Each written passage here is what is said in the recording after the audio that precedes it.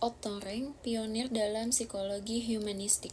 Otto Rank adalah seorang psikoanalisis Austria yang memberikan kontribusi signifikan dalam perkembangan psikologi, khususnya dalam aliran psikologi humanistik. Meskipun ia awalnya bekerja sama dengan Sigmund Freud, pandangannya kemudian berkembang dan ia mulai menjauh dari pendekatan deterministik Freud. Rank lebih menekankan pada aspek kreatif dan kehendak bebas manusia, sebuah perspektif yang kemudian menjadi landasan bagi psikologi humanistik. Kontribusi utama Otto Rank, trauma kelahiran. Salah satu konsep penting yang diperkenalkan oleh Rank adalah trauma kelahiran. Ia berpendapat bahwa pengalaman traumatis saat lahir menjadi dasar bagi semua kecemasan dan konflik manusia. Konsep ini kemudian dikembangkan lebih lanjut oleh Freud, namun Rank melihat trauma kelahiran sebagai titik awal bagi perkembangan individu untuk mencapai kemandirian. Yang kedua, ada kehendak untuk berkembang. Rank meyakini bahwa manusia memiliki dorongan alami untuk tumbuh dan berkembang. Ia melihat individu sebagai makhluk yang kreatif dan produktif, yang memiliki potensi untuk mencapai kebebasan dan otonomi. Yang ketiga, ada kematian sebagai tujuan hidup. Rank memiliki pandangan unik tentang kematian. Ia berpendapat bahwa kesadaran akan kematian adalah motivasi utama dalam hidup manusia. Dengan menerima kematian, individu dapat hidup lebih penuh dan bermakna. Yang terakhir, ada terapi sebagai proses kreatif. Rank melihat terapi sebagai proses kreatif di mana klien dan terapis bekerja sama untuk membantu klien mencapai potensi penuh mereka. Ia menekankan pentingnya hubungan antara terapis dan klien dalam proses terapi. Hubungannya dengan psikologi humanistik.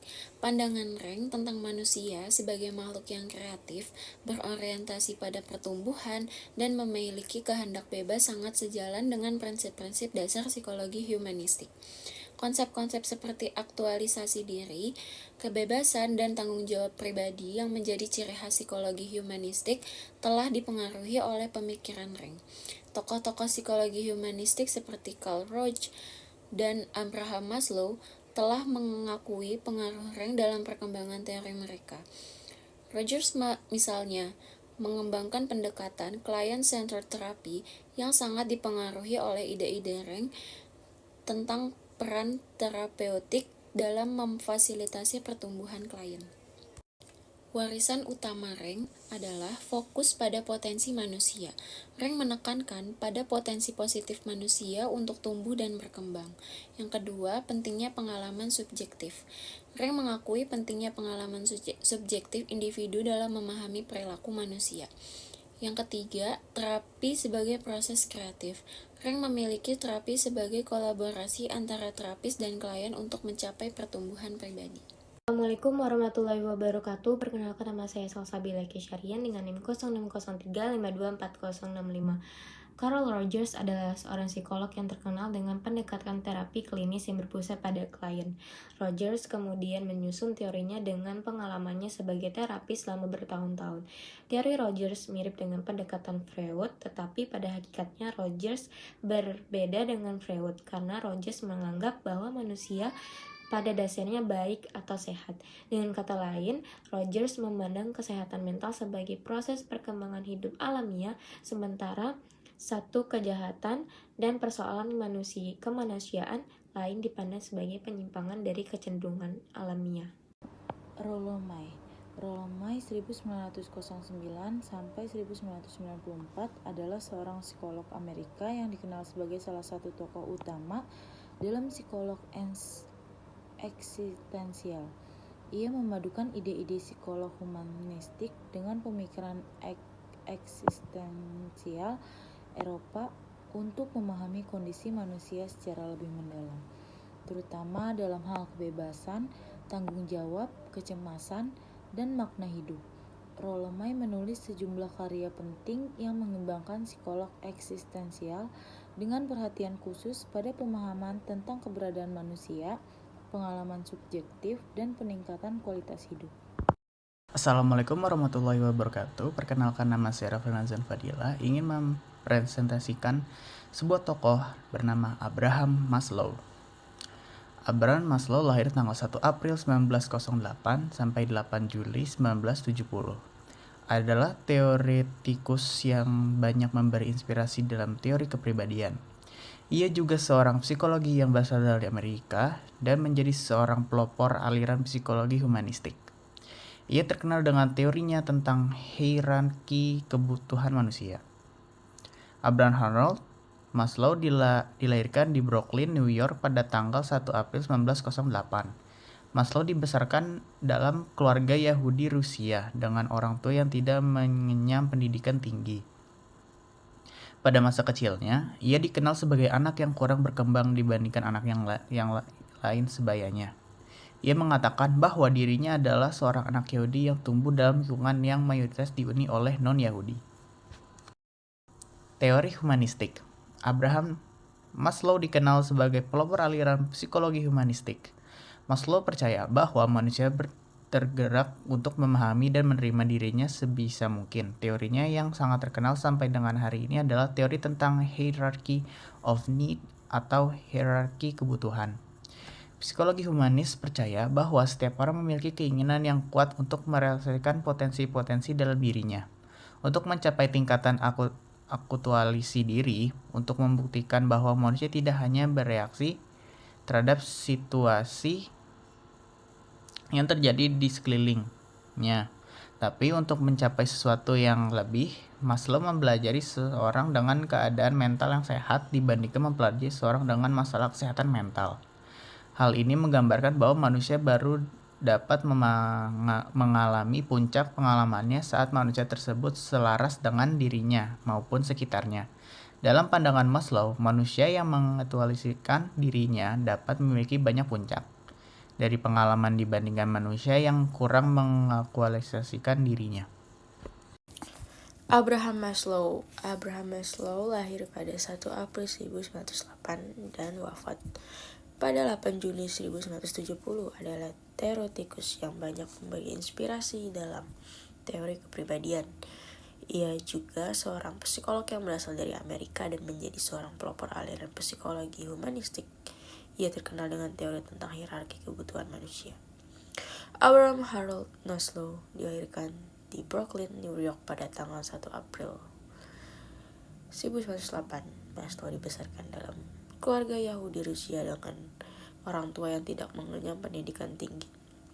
Pada masa kecilnya, ia dikenal sebagai anak yang kurang berkembang dibanding anak lain sebayanya. Ia mengatakan bahwa dirinya adalah seorang anak Yahudi yang tumbuh dalam lingkungan yang mayoritas dihuni oleh non-Yahudi.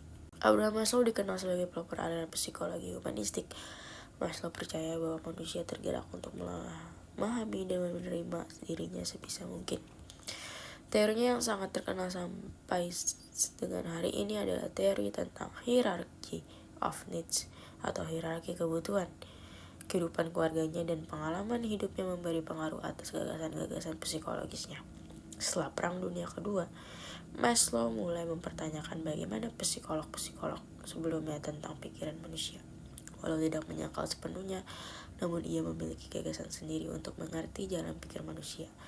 Dalam teori kebutuhan Maslow, ketika kebutuhan dasar manusia sudah terpenuhi, maka kebutuhan berikutnya menjadi dominan dari sudut pandang motivasi.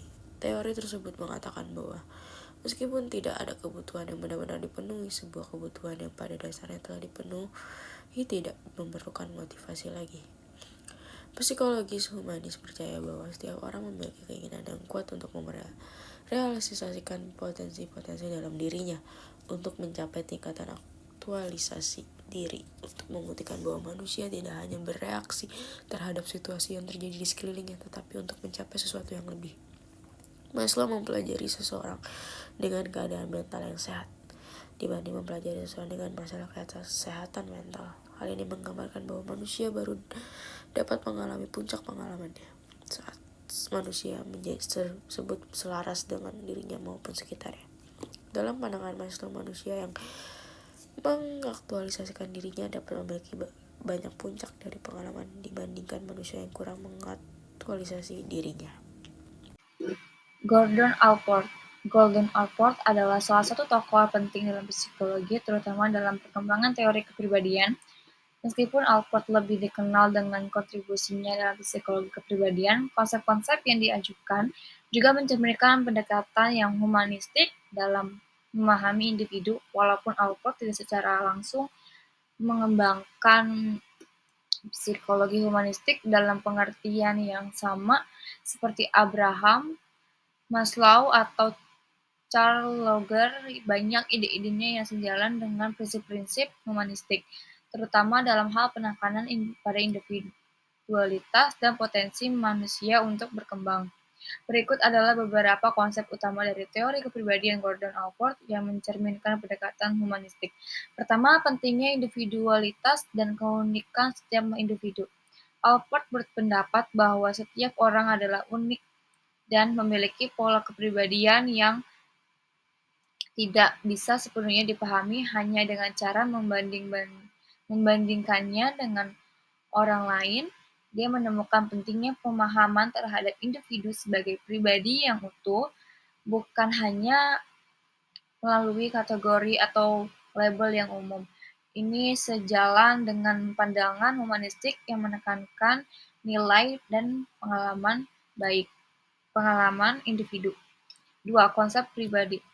The Proprium. Allport memperkenalkan konsep proprium yang mengacu pada aspek-aspek kepribadian yang membuat individu itu unik dan berkembang sepanjang hidupnya. Proprium mencakup nilai-nilai, sikap, dan karakteristik yang membentuk secara seseorang berinteraksi dengan dunia. Ini mencerminkan keyakinan humanistik bahwa setiap individu memiliki potensi untuk berkembang dan mencapai aktualisasi diri. Ketiga, teori kepribadian Gordon. Motivasi yang terbuka dan positif. Allport membedakan antara dua jenis motivasi, fungsional autonomy yang perspektif motivasi. Dia mengembangkan gagasan bahwa beberapa perilaku yang awalnya dipengaruhi oleh kebutuhan dasar seperti motivasi biologis atau sosial bisa berkembang menjadi motivasi yang lebih tinggi dan mandiri.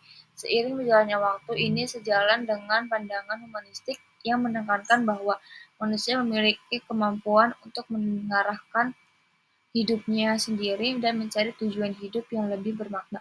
Keempat, pentingnya pengalaman subjektif. Allport menekankan pentingnya pengalaman subjektif individu yang membentuk kepribadian dan perilaku. Sebagai contoh, pengalaman seseorang selama hidupnya, termasuk perasaan, pemikiran, dan persepsi akan mempengaruhi bagaimana dia berkembang dan berinteraksi dengan dunia. Ini mencerminkan perspektif humanistik yang lebih menekankan pemahaman terhadap pengalaman pribadi dan internal individu. Kesimpulannya, teori kepribadian Gordon Allport mengintegrasikan aspek-aspek penting dari psikologi humanistik seperti penekanan pada individualitas, pertumbuhan pribadi, dan pencarian makna hidup. Walaupun Allport lebih dikenal karena pendekatannya yang lebih bersifat kognitif dan deskriptif terhadap kepribadian, prinsip-prinsip humanitis yang menekankan pentingnya pengalaman pribadi, potensi untuk berkembang, dan penekanan pada nilai-nilai individu tercermin dengan jelas dalam karyanya.